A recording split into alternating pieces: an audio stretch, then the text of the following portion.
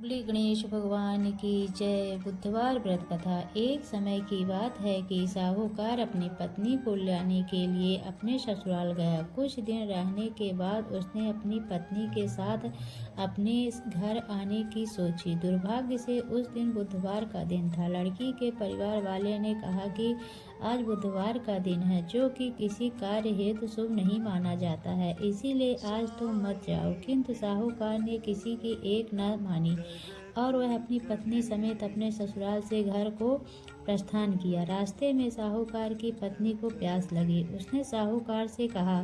साहूकार ने कहा, तुम बैलगाड़ी में ही बैठे रहो, मैं पानी लेकर आता हूँ। जब वो पानी लेकर आया तो उसने देखा कि उसकी शक्ल का एक आदमी उसकी पत्नी के साथ बैठा है।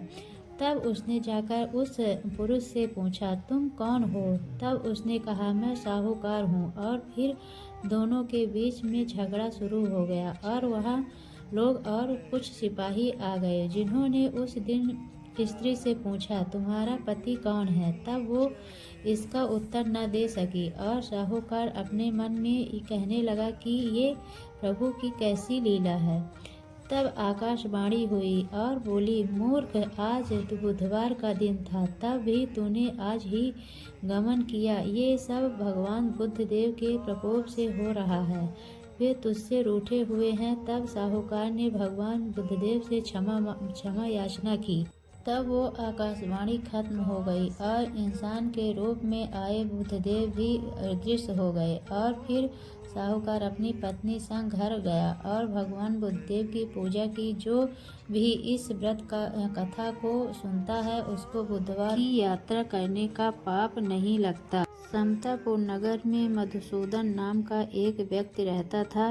वह बहुत धनवान था।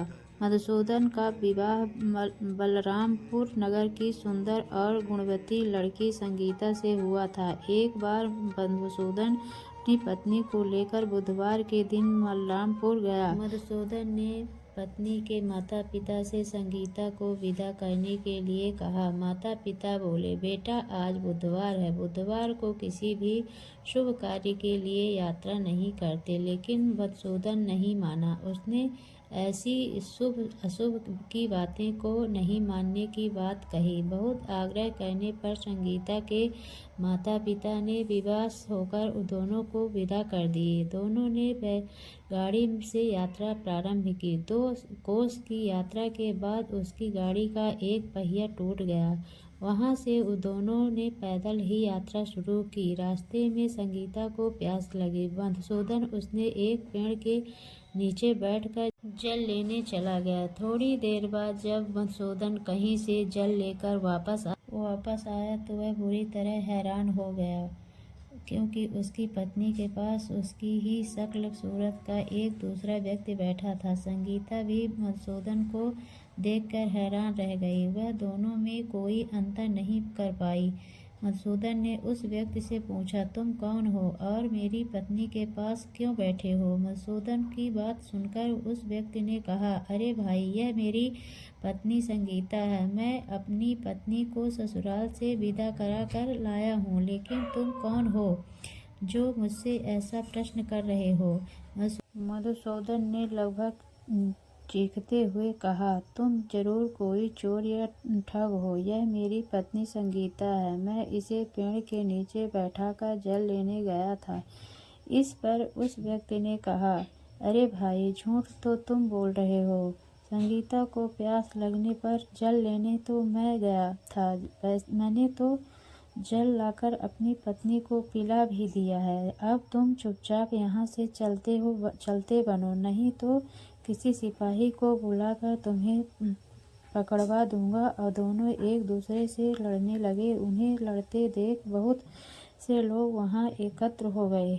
नगर के कुछ सिपाही भी वहाँ आ गए। सिपाही उस दोनों को पकड़कर राजा के पास ले गए। सारी कहानी सुनाकर राजा भी कोई निर्णय नहीं कर पाया। संगीता भी उस दोनों से अपने वास्तविक पति को नहीं पहचान पा रही थी। राजा ने दोनों को कारागार में डाल देने के लिए कहा। राजा के फैसले पर असली मधुसूदन भयभीत हो उठा। तभी आकाशवाणी हुई, मधुसूदन, तूने संगीता के माता पिता की बात नहीं मानी और बुधवार के दिन अपने ससुराल से प्रस्थान